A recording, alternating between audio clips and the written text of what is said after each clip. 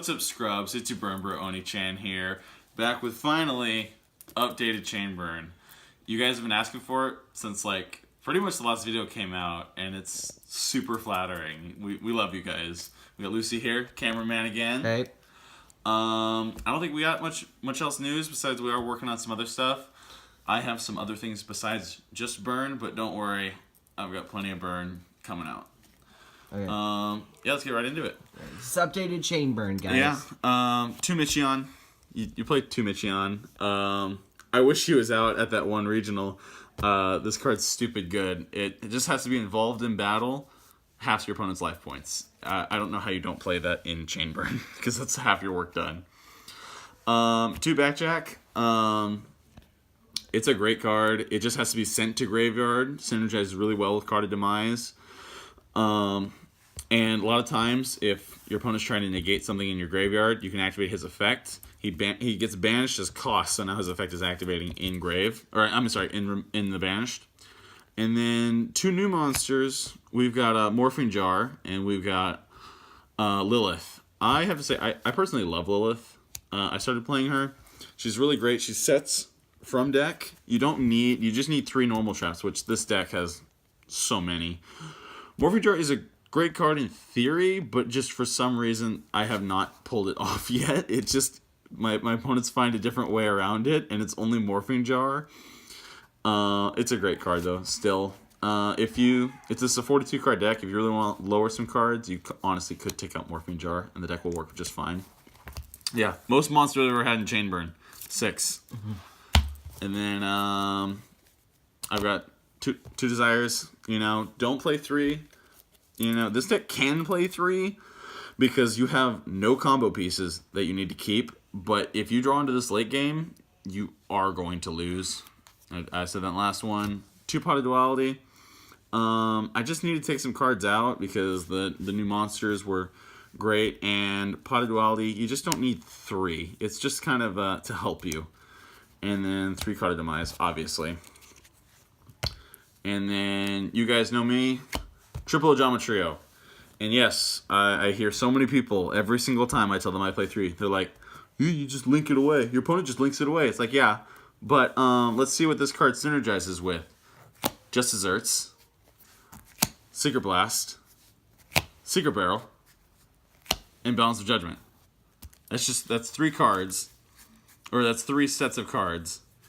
Right there that synergize well. Or 4. I don't know why I said 3. That synergizes great with Ojama Trio. And also, there's some more in the back here, actually. Evenly Matched. I finally got my own copies. I'm not borrowing Lucy's anymore. If you guys didn't see the last video, like I said before, you activate Ojama Trio, and you give them the 3 tokens. So you give them those on your side. If you don't have any cards in your field, or even if you just have 2, or 3, you activate Evenly Matched. Tokens can't be banished face down, so your opponent is forced to keep the tokens and get rid of everything else, which is just, it's stupid good. Evenly Matched kind of balances itself by letting your opponent keep at minimum 1 card, but this just breaks that, and it's just too good not to do it. And for those that are concerned, Evenly Matched has gone down in price. They're like $30 a piece now. They're not like 75 anymore. They're not as bad as they used to be, luckily. So, it's... If you guys don't have the cash, obviously, you don't need it, but I highly recommend this card. I really highly recommend it. Mm-hmm. Another card for these. Actually, not really. Well, kind of. It's Target Destroy. Because... you both would be taking 0, but because the tokens are destroyed, it deals 300 if you just need to kill them for 300 more damage. A little bit more drawing power besides just Balance of Judgment is Reckless Greed. It's a great card. You activate multiple of them in the same turn, and your opponent, or not your opponent, and you still only have to skip the next 2 draw phases. For Battle Traps, I do play 1 Blazing Mirror Force. I like just 1. I really don't want to see it very often. It probably sounds really stupid, but I only want to see it occasionally. It's not that great of a card, but it comes in when you need it. Dimension Wall, it's Magic Cylinder, but better.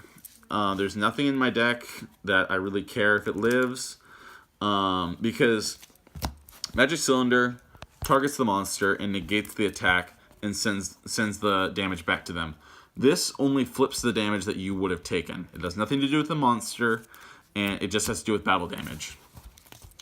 And then, of course, play double Waboku, triple Threatening Roar. Threatening Roar is better than Waboku because there are some monsters that they just need to attack to activate their effects. So say you're playing against Time Lords.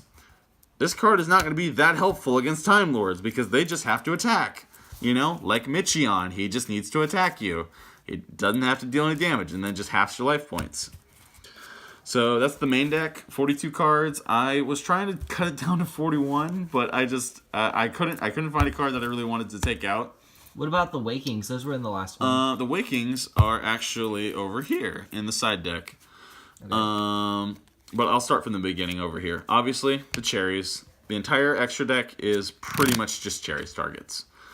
And then to deal with problem monsters, I have a Gamma Seal, a Lava Golem, and a Sphere Mode. So that way I've got a little bit for everything. If they just summon out the Danko Sekka and they just keep swinging with that, because people like to do that, I have the Gamma Seal for that.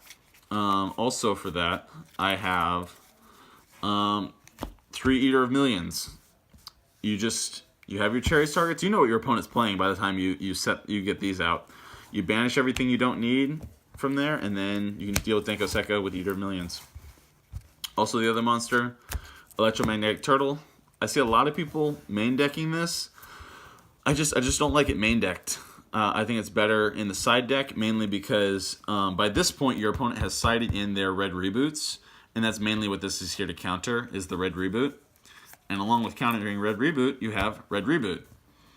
I see a lot of people playing 3 red reboot. I like just 2 and then the Electromagnetic Turtle. So that's basically how it works for me.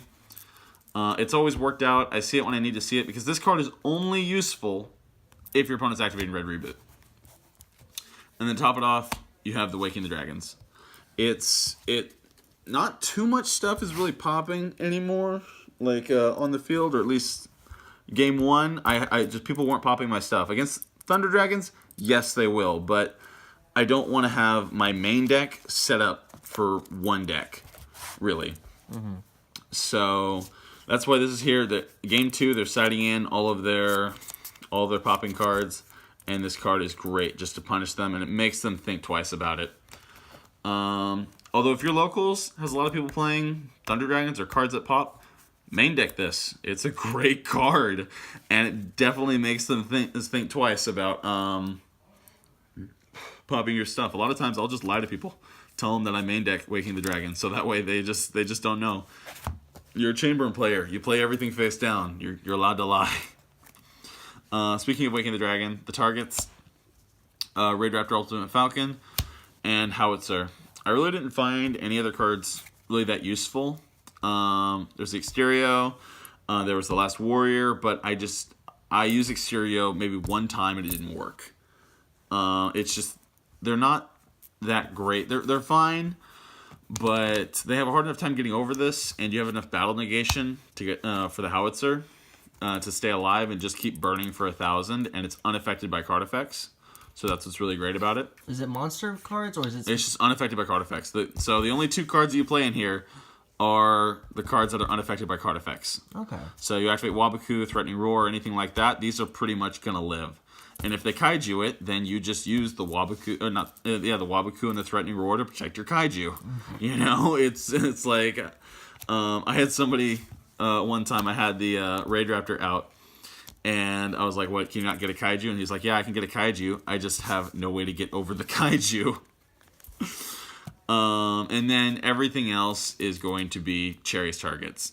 Yeah, Lagia. There are a few people like to play Dinosaur at my locals, and this card is stupid to deal with. Plenty of people are playing Cyber Dragons right now. Cyber Dragons is a super fun deck. I used to play it all the time, so I get it. But this card is just, you lose. I wonder who this could be for, Lucy. You have any guesses? I can neither confirm nor deny who would play Paleozoic. Also, what's really funny is that I didn't notice about Toad. So you can also actually use Waking the Dragon to get Toad out if you really want to. especially if you're going against Paleo, because he just has to pop a water monster on the field. So you can pop your opponent's water monsters for his effect, which I actually pulled off one time. Not against Lucy, but one time I did. Dante, a lot of people like play Burning Abyss. Cyframe Lord Omega. Zombies are starting to run around, and they love their Cyframes. And just, it sucks when you have a card pulled out of your hand. Chainbird needs every card it can get. We've got the Titan. This card, it starts popping your back row, which the other one doesn't really matter. What cards do you really search for and add to your hand? You have Potted Duality. It really stops Potted Duality. Nothing else. Everything else you draw. I hate set 5, and then they start popping everything. Saryuja, I added Saryuja to the side deck because it gives them too much card advantage. I love it when my opponent has card advantage, but if they start going off after they get Saryuja out, and I just don't want to deal with that. And then I've got the Suck. You gotta have the Suck because of the zombies running around. Boarload.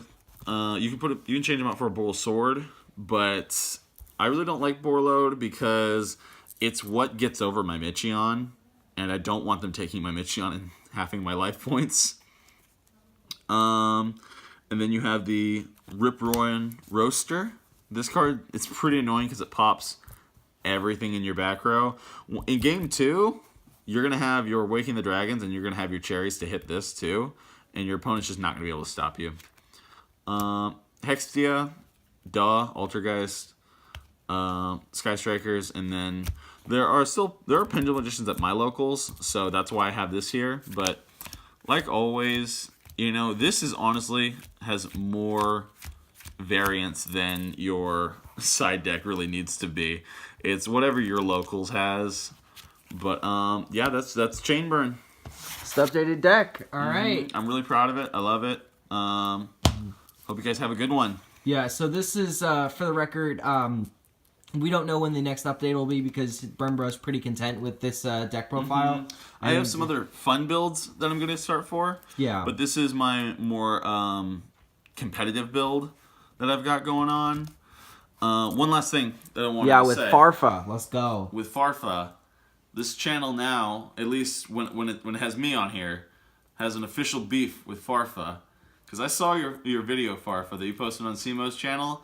Chainburn is the least boring deck that you will play. It's the only reason I'm really playing this game. I got bored of all the other decks. So I picked up Chainburn, and I started having a blast with the deck. It's the most fun thing you can play. If you're having a boring time with Chainburn, you're playing Chainburn wrong. There's so much that goes into it. You need to be paying attention to your opponent, know when they're going to have the maximum amount of cards on their field, because you're not negating pretty much anything. You've got the Ring of Destruction as interruption, and you have Ojometry. That's your only interruption, really, that you have in the entire deck. And so you're paying attention to when they have the most cards out on their side of the field. This deck is a stupid amount of fun to play, and it's super cheap if you're not playing evenly. Also, one last thing. I remembered. Everyone keeps talking about Trap Check. I don't like this card, and it's certainly not worth the amount of money that it costs. Because my deck, at least my variant of this deck, almost every game, I'll have only a little handful of cards at the bottom because I've been drawing cards like a madman throughout this entire thing. And you have to banish a copy of a card to really get the other one. And a lot of times, I don't have another one. And so this card just, it doesn't work for me late game, and I don't want to have a card that's only good at the very beginning. That makes sense. Yep. So, if you want to try it, go for it. But that's my advice to you guys. All right. Peace, guys. Peace, guys.